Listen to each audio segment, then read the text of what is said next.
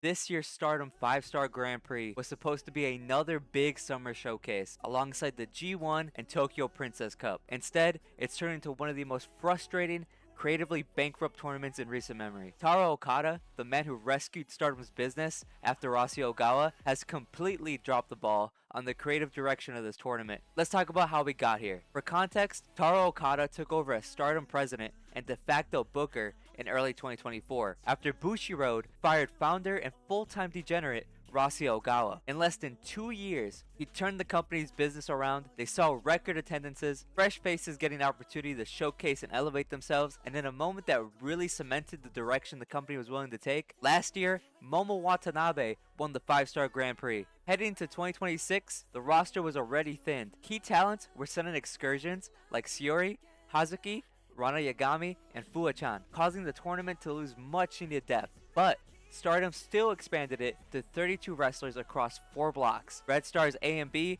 and Blue Stars A and B, with the top 3 from each advancing to a knockout stage. On paper, it looked ambitious, but in reality, the blocks were unbalanced from the get-go. Viewers immediately called Blue Stars A the weakest block Stardom has ever put together. Sure, you had World of Stardom champion Suzu Suzuki in there, but the Red Stars just had more star power on paper. You had Saika Kurara, who was just champion, Utami's returned, Maki Ito's first 5-star, and then you had Azumi, Maika, Rina, Konami, and my personal favorite right now, Akira Kurogane, all on top of that. Similar to what happened to Shota Umino in the G1 this year, Bea Priestley was originally supposed to beat the tournament, but went down with injury and was replaced by AEW's Julia Hart, who alongside her fellow Triangle of Madness teammates, consisting of Thekla and Sky Blue, defeated Ami Sourei, Hina, and Lady C to capture the Artist of Stardom Championship. And this is where the problems begin. Okada's biggest strength has been roster management and elevating the next generation. But his booking during this tournament, while maybe not as egregious, you know you lost a lot of goodwill when you're in the conversations with Gedo, knowing how bad he can be sometimes. On August 8th, night 10 of the tournament, there were 3 different draws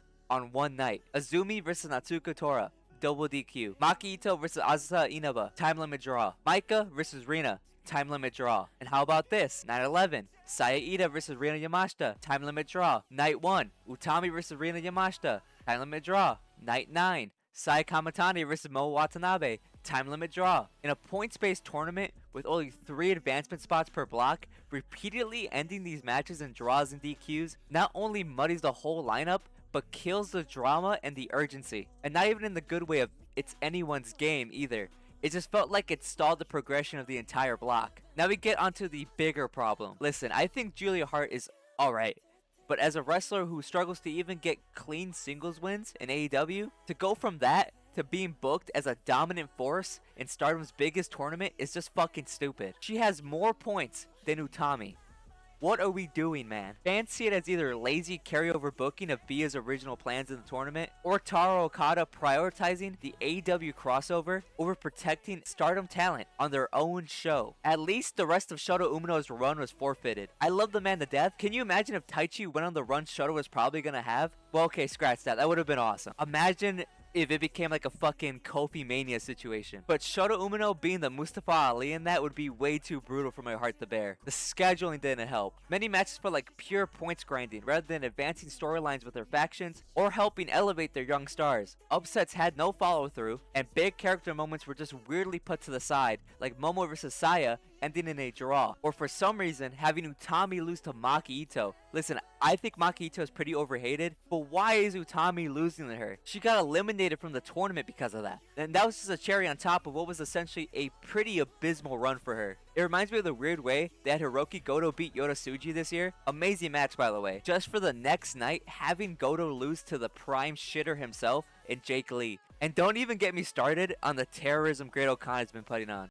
Hey, but don't get it twisted though. The match quality, as always when it comes to ProRes, is going to be some of the best in the world. Bad booking or not. There's been many amazing matches over the summer, and joshi wrestling is incredible. Just as long as you're not Marigold Ace about it. And if you want a whole explanation as to why I bring up that guy specifically, you should check out my friend Burb's video on that guy. He is a fucking mess.